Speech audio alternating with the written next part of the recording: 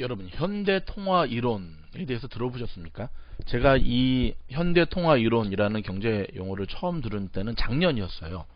작년 한 1년 전 요맘때 처음 들었었는데, 읽으면서 참 나름대로 설득력 있는 이론이다 라는 생각을 했었고, 미국 경기가 더 나빠지게 되면은 결국은 현대통화 이론 쪽으로 미국은 갈 수밖에 없다라는 글을 읽으면서 과연 그렇게 될까라고 생각을 했는데, 다시금 얼마 전에 기사가 떴는데요. 이 코로나 시절에 가장 곽광받고 있는 이론으로 현대통화 이론이 뜨고 있답니다. 그래서 오늘은 도대체 그 현대통화 이론이 무엇인가에 대해서 한번 좀 알아보도록 하겠습니다. 조금 어려운 경제 용어일 수 있는데요. 제가 조금 쉽게 풀어서 설명해 드릴 테니까, 또 우리 또 희사모 우리 가족들 또 수준 높지 않습니까? 자, 먼저 현대통화 이론이라고 하는 것은 미국 경제학계와 미국 정치권에서 가장 핫 이슈가 되어서 벌어지고 있는 통화 이론의 이제 이론인데, 자, 현대통화 이론 영어로는요, Modern Monetary Theory, Modern Monetary Theory라고 MMT, MIT가 아니라 MMT라는 이론입니다. 쉽게 말하면 그렇습니다. 전통적인 우리의 이론의 경제 이론에 따르면은요, 전통적인 이론에 따르면 인플레이션이 일어나잖아요. 그러니까 경기가 어려워서 정부에서 돈을 계속 찍어내며, 저도 어릴 때 그런 생각을 한번 한 적이 있었는데, 아니 돈을 계속 찍어내서 그냥 돌리면 되지 않나. 근데 돈을 계속 찍어내게 되면 현대 이론에 의하면은, 현대 이론이 아니죠. 전통적인 이 통화 이론에 의하면 인플레이션이란 물가 상승이 일어날 수밖에 없죠. 돈은 많은데 물가가 올라가면서, 제가 아침 뉴스 때도 말씀드렸지만 이미 그런 경험을 많이 하죠. 물가가 상승이 되면 어떤 일이 벌어지죠? 이 방송을 들으신 분들 많이 느끼시죠? 아휴, 100불 가지고 장봐도 별로 살 게 없습니다. 한국에서도 아이구야 5만원이 아니라 10만원짜리 하나 가지고 가도 별거 사지도 않았는데 그냥 10만원이 후딱 된다 그러고.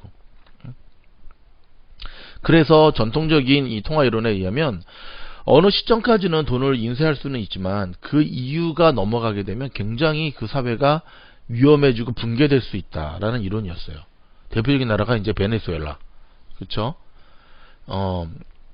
칼 아이칸이라고 하는 행동주의 투자의 대가, 그중에 되게 유명한 분이세요. 사진 나오죠?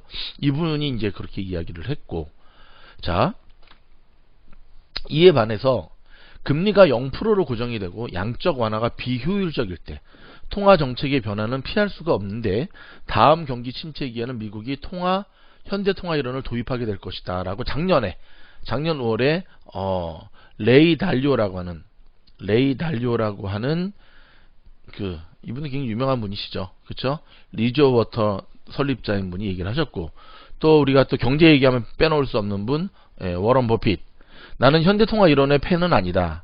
이 이론을 구성하고 있는 재정적자 지출은 인플레이션의 소용돌이에 빠질 수도 있다. 우리는 위험지대에 들어갈 필요가 없다 라고 또 작년 벌써 3월에 블룸버그와 인터뷰에서 이렇게 얘기를 했는데, 자, 지금 그림 보시죠. 그림을 보면 이렇습니다. 정부의 지출과 돈의 흐름에 대한 지금까지 전통적인 주류 경제학의 관점과 현대 통화 이론의 관점, 이 그림을 보시면 이제 쉽게 이해가 되실 거예요.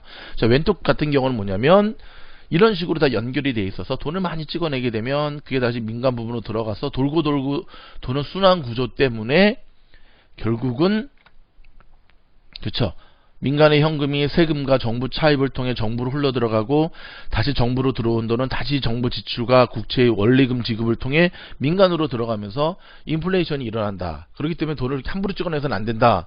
그러니까 이제 왼쪽 주류 경제학의 관점이고, 자, 현대통화 이론에서는 이런 주류 경제학 이론에 대해서 전제부터가 잘못됐다라고 얘기를 해요. 전제부터가 잘못됐다. 현대의 경제 상황, 현재의 통화의 흐름은 그렇게 예전과 같은 그런 주류 경제학의 이론과 같은 단순한 구조가 아니다. 그런 시스템과는 다르다라고 얘기를 하면서, 그림을 보시면 또 이해가 되시죠? 그렇죠? 정부가 현금을 발행하고 이 발행한 걸 수도꼭지를 열어서 정부 지출과 차입금 이자를 민간으로 흘려보냅니다. 근데 정부 지출을 통해 공공채가 창출이 되고요. 민간의 현금이 넘쳐 물가 상승의 조짐이 보이면 배수관을 열어 세금으로 걷어들이거나 정부 차입, 이제 국채죠, 국채. 들어보셨죠? 국채 발행을 통해서 국채 계정으로 옮겨집니다. 즉 국채의 만기가 들어오면 원금은 다시 민간으로 돌아간다는 얘기입니다. 그래서 이 현대통화 이론에 의하면 뭐 나라비 늘어도 괜찮다는 거예요. 자, 도널드 트럼프 미국 대통령은 현대통화 이론을 사회주의 악몽이라고 공격했지만 말은 그렇게 했는데요. 실제로는 벤치마킹하고 있는 거 아세요? 왜냐하면 지금 계속 트럼프 대통령이 돈 찍어내서 빨리 더 확실한, 더 서프라이즈, 더 예상치 못한 더 엄청난 금액으로 이 경기 부양금 내야 된다 하는 이론의 근거가 바로 현대통화 이론이라는 거죠. 취임 후에 실업률 하락에도 재정 지출을 늘려온 모습이라든지, 그쵸? 연준의 통화 완화를 계속 압박하고 있잖아요. 연준에 대해서, 그쵸? 금리 못 올리게 하고 있잖아요. 연준의 기준금리 결정을 하루 앞둔 작년에 있었던 일이거든요. 1포인트 정도의 금리 인하와 약간의 양적 완화를 한다면 놀랍도록 낮은 인플레이션도 로켓처럼 올라갈 잠재력이 있다 라면서 막 본인 트위터에 그냥 막 하고 남겼죠. 자, 코로나 시절 그리고 곧 몇 개월 앞으로 다가온 이 대선을 앞두고 현대통화 이론은 좀 굉장히 뜨거운 이슈가 되고 있습니다. 뜨거운 이슈가 되고 있습니다. 이거에 근거한다면 아무리 돈을 찍어내도 미국 경제는 예전처럼 인플레이션이 일어나지 않을 건데, 뭐 이건 좀 제가 과장돼서 한 얘기고, 실제로 보면 경기 부양을 위해 국가가 화폐를 계속 찍어내야 한다는 이 현대통화 이론이 신종 이 코로나 시절에 지금 힘을 받고 있는 분위기예요. 뉴욕타임스가 오늘 날짜에 따르면 국가가 화폐를 과도하게 발행해서 재정 적자를 확대하면 급격한 물가 상승을 불러온다는 주류 경제학의 상식이 흔들리고 있다라고 보도했습니다. 좀 전에 이제 설명드린 대로 주류 경제학은 정부가 대량으로 찍어낸 화폐는 통화 가치 하락을 불러오고 결국 인플레이션을 부를 수밖에 없다고 보는 거였는데요. 현재 지난 6월 말 미국의 국가 부채가 20조 5,300만 달러거든요. 야, 뭐 저와 여러분이 더 부자네요. 그렇죠? 미국 국가가 지금 이렇게 부채가 많으니 한국 돈으로 얼마냐고요? 2경 3,760조 원이랍니다. 이건 지난해 말보다 20% 이상 늘어난 수치. 지난해 말에 국가 부채가 17조 달러였어요. 결국 건국 이래 기록적이라고 할 수 있는 국가 부채 증가율이지만 실상 지금 우리 삶 속에서 인플레이션 아직 나타나고 있지 않거든요. 오히려 10년 만기 국채의 수익률이 1년 전만 해도 2% 수준이었지만 현재는 0.7%까지 하락했습니다. 물론 이게 약간 코로나의 특별한 상황과 맞물린 수치로 보여지긴 하는데요. 또한 물가 상승률도 미국의 중앙은행인 연준의 인플레이션 목표치인 2%를 꾸준하게 밑들고 있습니다. 이 부분은 참 고무적인 거죠. 자, 이에 대해 현대 통화 이론의 학자인 스테파니 켈튼 경제학자 교수는요, 스토니 브룩 대학의 경제학과 교수입니다. 재정 적자가 이자율 상승을 불어온다는 전제 자체가 틀렸다고 지적했습니다. 제가 아까 말씀드린 부분이죠. 미국이나 영국, 일본처럼 자국 본인들의 통화로 표시된 국채를 발행할 수 있는 국가의 경우에는 재정 적자가 늘어난다 해도 시장이 불안감을 보이지 않는다는 거예요. 전제는 있죠. 자국 통화로 표시된 국채를 발행하는 국가의 경우. 즉 긴축 통화를 발행하는 국가의 정부는 채무로 인해 파산할 우려가 없다는 이유가 여기 있습니다. 다만 일각에서는 이 같은 상황이 지속할 것이라고도 장담할 수 없다는 지적도 물론 제기가 되게 있죠. 최근 여러분 금값이 온수당 2,000달러 이상으로 계속 급등하고 있잖아요.